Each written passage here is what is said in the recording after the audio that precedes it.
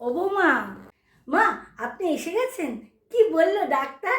Doctor বলে আমার নাকি সুগার হয়েছে, এই কিছু ওষুধপত্র দিয়েছে, খেলেই ঠিক হয়ে যাবে।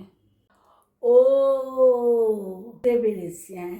তুমি মাথা না নাড়িয়ে আমার জন্য 1 কাপ চা করে নিয়ে আসো দেখি। আচ্ছা ঠিক আছে মা, একটু চিনি দিন তো। আমি চিনি কোথায় পাবো? এই তো ডাক্তার বলেছে না আপনাকে যে আপনার সুগার আছে, তো আমাকে সেখান থেকে 2 চামচ চিনি দিয়ে দিন না, চা করবো, একটু চিনি নেই। ধ্যাৎ, তোমাকে আর চা বানাতে হবে না, যে বলে গেছিলাম জ্যান্ত মাছের ঝোলটা করতে, এটা করেছো?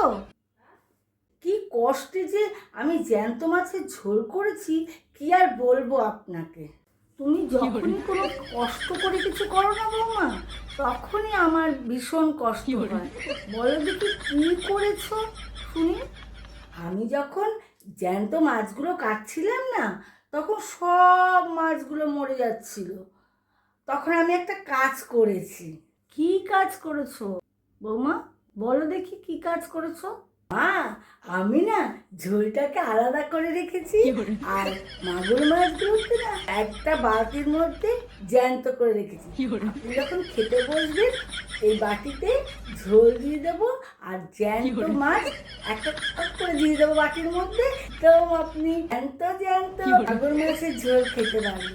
না মা, করিনি, আমি খুব বুদ্ধি করে কাজটা করেছি।